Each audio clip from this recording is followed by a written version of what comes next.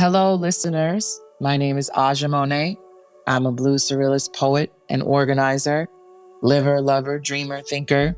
I will be your host for this show, The Sound Bath, a podcast brought to you by Lush Cosmetics, where you'll be hearing conversations that cleanse.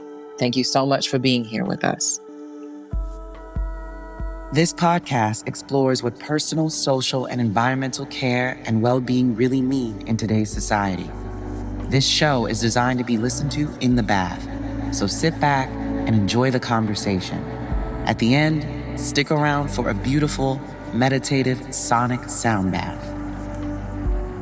In this episode, we have one of my favorite thinkers and I would just say human beings right now, Dr. Bayo Akomolafe. He is rooted with the Yoruba people in a more than human world. He's a father, a life partner, a poet, a teacher, a speaker, and a fascinating post-humanist thinker. I wanted to have Bayo on this show because he is someone that just thinks in such interesting, strange, challenging, encouraging, and inspiring ways. I love the way that he discusses spirituality, philosophy, politics, and how to make our planet a better place. I cannot think of a better person to have on this podcast than Bayo Akomolafe. I am so sure that you will enjoy this conversation.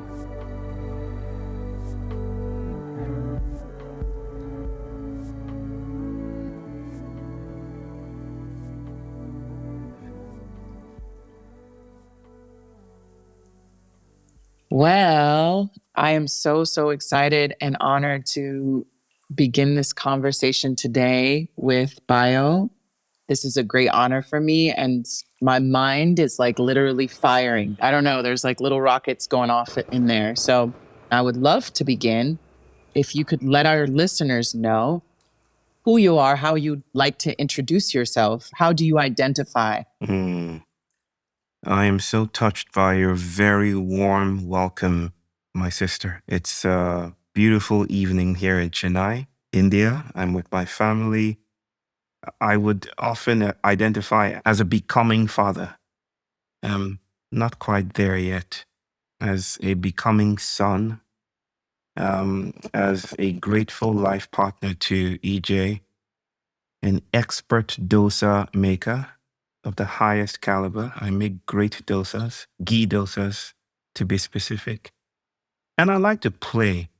I think I've been blessed, cursed, it's hyphenated for me at this point, with the trickster spirit, the invitation to play with categories, to disturb stabilities, and to open up other spaces of power by thinking with the world, thinking with others.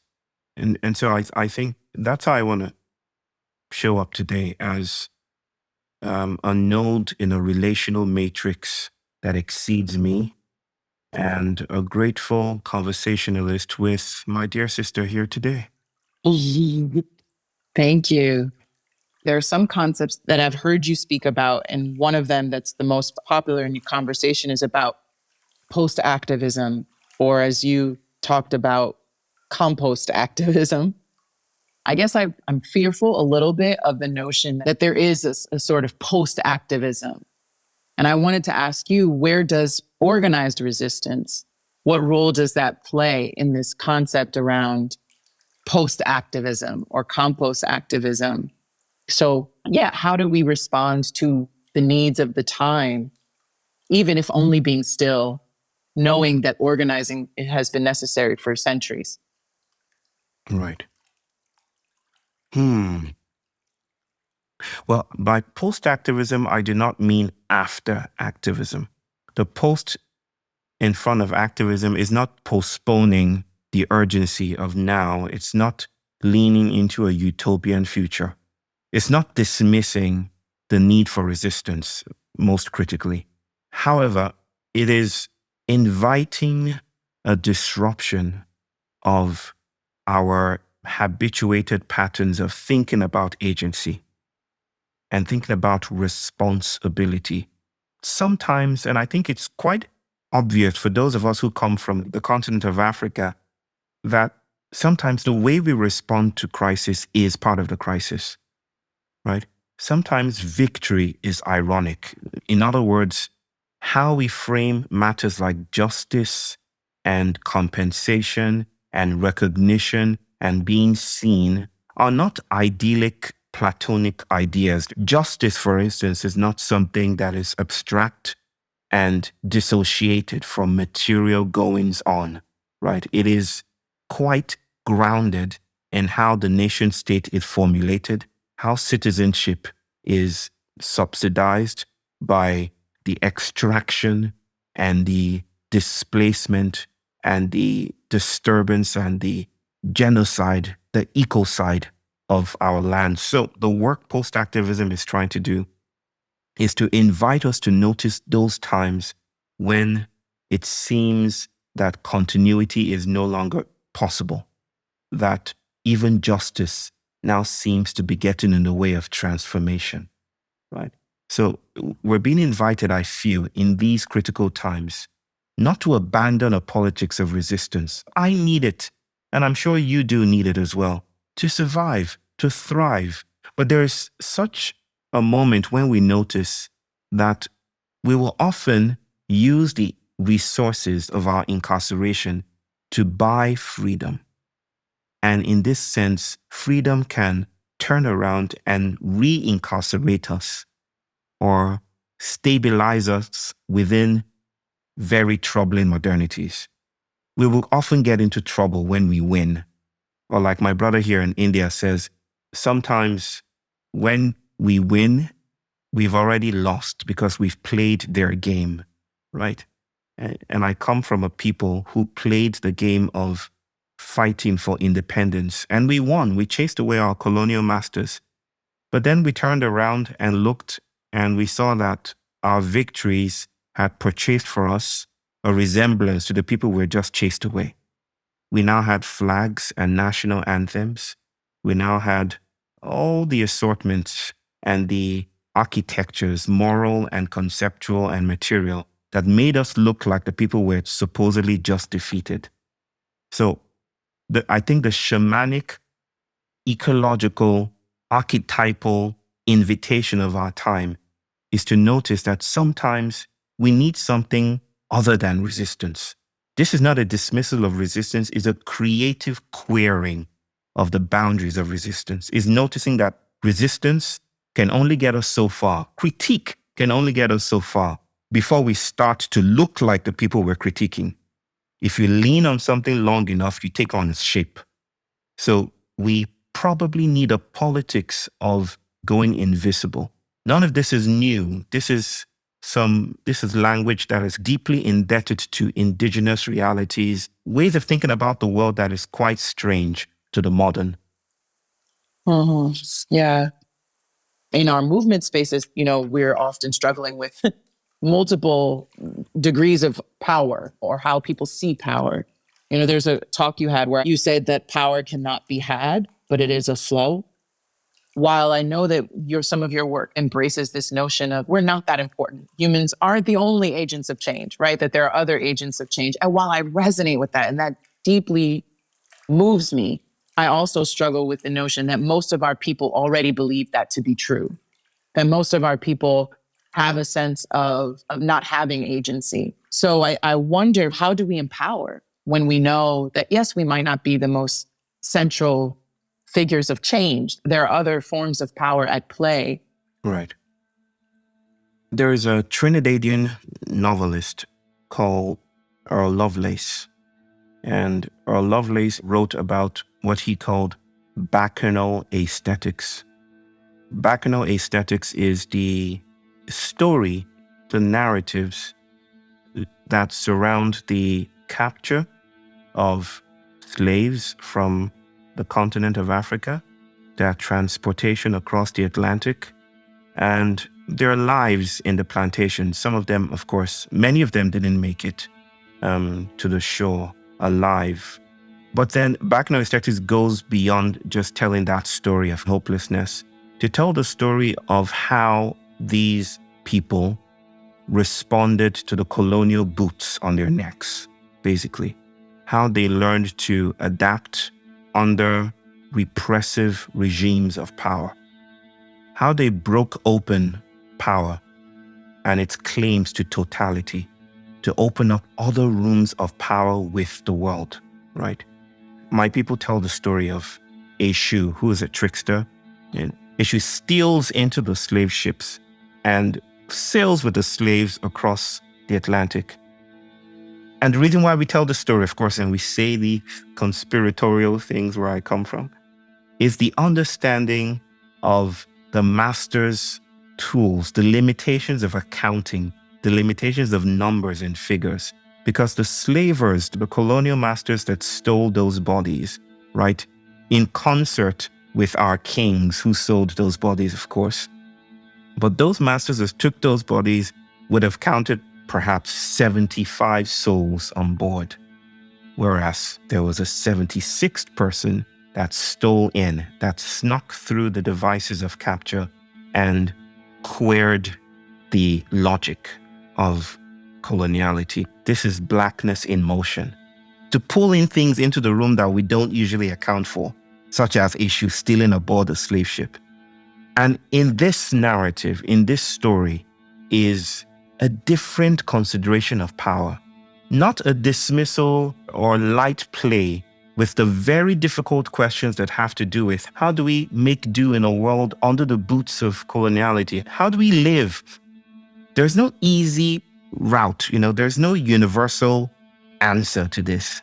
There is only the suggestion that power itself is a form of capture, not only for those captured, but for the one that claims to capture. So that in a sense, power is both capture, but it is also ecstatic movement away from capture. Power is not just a thing that one can own as property. Power is also the fact that in owning something, we're being owned as well. So that the distinction between the master and the tool is blurry, and the tool starts to take over. One of my dear friends, Karen Barad, will say it this way in response to that beautiful quote, that a master's tool cannot dismantle the master's house. She would say that it's also true that the master's tools do not stay faithful to the master indefinitely. So in a world that is deeply relational, we cannot count on power being in the hands of a few or even in the many. We have to look for other ways of, as my people would say, getting lost, right? They say in order to find your way, you must be willing to get lost. It's turning to the right, to the left. It's turning diagonally. It's looking in places that are foolish. It's finding new relationship with things that disappoints their claims to power. Hence baccano aesthetics. Hence post-activism. It's not a dismissal of the real life issues and the organizing imperatives that are abounding in the world right now. It's an invitation to notice and to ask hard questions like, what do we want? And who is wanting here? Where is power? What does victory allow us to do? And what is failure capable of allowing us to see? Even our notions of winning and justice and organizing properly are largely informed by the city, by how we live in the world, by the things we ingest. We're not individuals trying to fight off powers. This is an invitation to see beyond the individual, to ask questions that transcend and exceed individuals against individuals, and to now see where that might follow. Some psychologists, my sister, call this post-traumatic growth. That even in the depths of trauma or in the aftermath of a nuclear explosion, mushrooms might sprout. It's the idea that some conditions give birth to strange new realities. And in that sense, I guess this is even more obvious for me. And by me, I mean my people who have depended solely on a state-sponsored notion of victory that has only made us sicker. And in times when your health or healing means getting sicker, you need something different. You need a path of divergence. You need something away from institutionalized, habituated ways of organizing, of thinking, of reproducing realities. You need different differences. Post-activism is merely the poorly worded concept that invites sitting with the trouble of that. I mean, that's the reason why I sit with your words often, because as an artist, looking at language and trying to bring poetry into community organizing spaces, where often people are like, what is a poem going to do? You know, I think about, while there's limitations to language, and hearing some of the ways that language has been weaponized against us and African peoples across the globe, the diaspora at large, and indigenous people everywhere, I think there is something very, very liberating as well about what language can do. And I wonder, for you as someone who talks about this notion of getting lost and kind of doing away with winning in the master's game, that by winning we grant the game permission to be. What is your relationship to the struggle with language? The vast parts, the major parts of language are mostly unspeakable and have nothing to do with communication or meaning. So I think of language as not this grid of words and syntax and grammar and rules and regulations that divides and inadvertently centralizes humans. Language is material. It shapes our bodies. It creates us. Maybe that's why the Christian text and the Jewish text begins with, in the beginning was the word, right? The word creates. It makes us, just like we make words and we are made by words in return. And unmade. And too. Unmade as well. Thank you, my sister. We're unmade and made by words, right? So maybe the language of these critical times, with the threat of fascism and world war and melting icebergs and escalating anxieties, it just seems like a perfect storm. And I'm not saying this differentiates us from any other timeline. It just feels to us like we're in the performative depths of hell, right? And yet here, there is something to be said about how we move and the possibilities for rethinking the world. I feel that the language of our moment is a gasp. A gasp. It may not take the form of voice. And modernity tends to centralize voice a lot. It's about my ability to speak and whose voice is getting heard and the algorithms around that, the calculus, the calculations, with which we try to decipher who has more power. Voice is tethered to power as well. But where I come from, and this is something I often take pains to describe to people who live outside of my world, silence is more indicative of power. When we speak, the Yoruba people speak about "Awon Yawa." there's a frequency of fear that just runs through our bones. Everyone who knows what is up knows what is up when I say that. Awon Yawa is this network of strong grandmothers and mothers who have power, so to speak, who are connected with tides and shifts and topographical movements, who know where the gods live and sleep, who know how to curse and bless, right? So this is our mothers. The Yoruba people speak about this. And this went also across the Atlantic and took different forms. Silence is how they show up. Voice is not given that much privilege where I come from. Words is not as, even though words are celebrated, words are not given the pride of place that comes with textured silence. Not the silence that is nothing, but the silence that is also doing work. The silence that is also communicating with plants. The silence that is also mimicking ancestral voices or ancestral music. The silence that knows how to speak parables or proverbs, or knows how to discipline a child just by looking at that child. That kind of silence. So I feel we are at a time where we're meeting the diminished returns of vocality. Again, this is not to downplay the very crucial importance of speaking up showing up and speaking out. This is not to downplay any of that. It is to actually border it and limit it and notice that everything that is alive comes with an aching, comes with a boundary, comes with trouble, comes with shadows, that even voice has its shadows. And I think we're witnessing that more and more, my sister.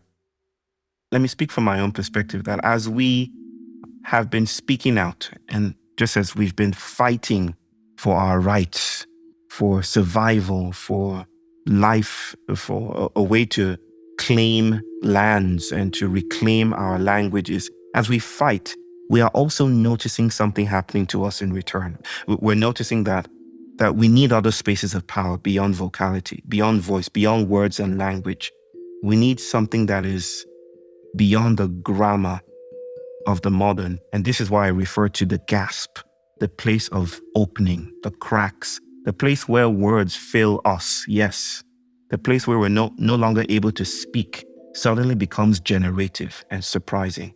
And that is where I think gods show up. That is where I think magical realisms show up. That is where I think disability becomes a strange new form of capability that might allow us to open up other worlds together. Thank you. Yeah.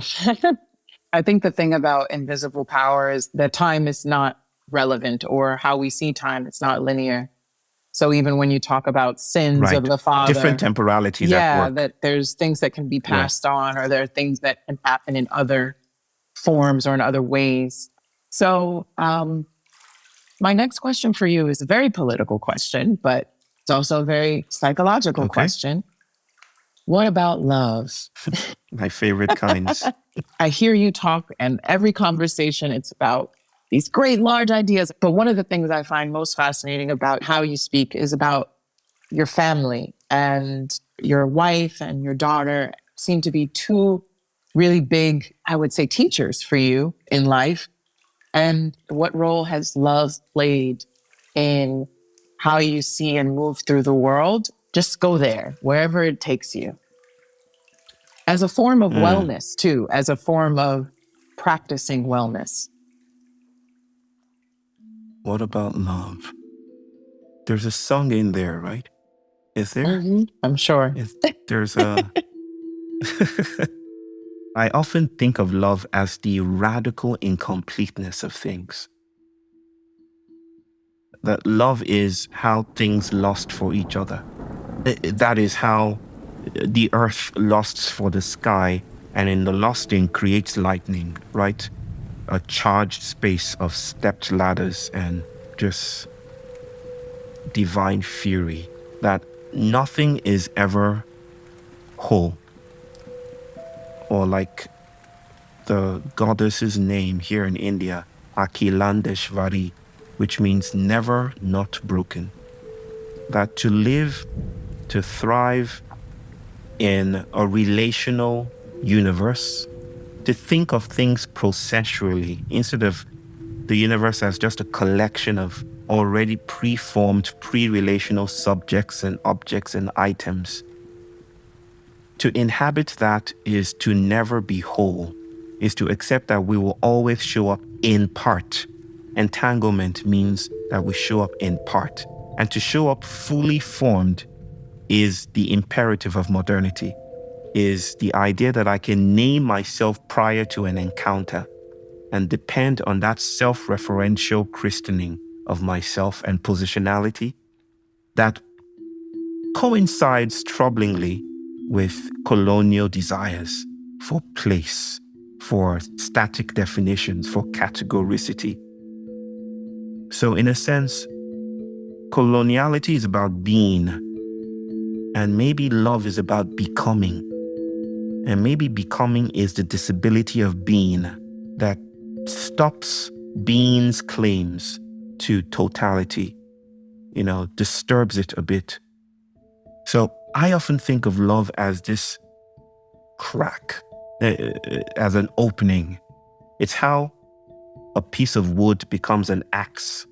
Love is not easy I don't want to jump into platitudes, or I'll just break into song before I know it. But it feels to me that in a world where the lines are always moving, where what we conveniently call law is actually a relational dynamic between positionality and potentiality, that nothing can be still enough to be central.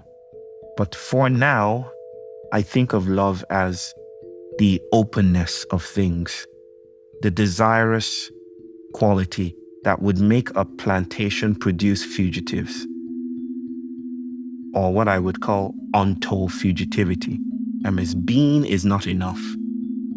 And I might end this rather saccharine stuff about love that I'm saying, that would invite probably many of your listeners to roll their eyes.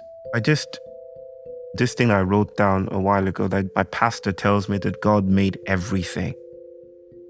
And that doesn't impress me, because everything is just a small part of what I'm interested in. This idea that something exceeds everything is love, is terrible, fearsome love. Yeah. Whew. My last question would be around sound. So, we call this podcast the Sound Bath, and I wanted to ask, what sounds bring you peace of mind, bring you calmness, make you feel well, or in this sense, trouble you in a state of wellness, I guess? It is right there, the sound of my son giggling or laughing. There's something really powerful about the work he is doing with me that really brings that home. He becomes this sonic landscape of new possibilities, new ways of re-entering the ecstasy of myself, right?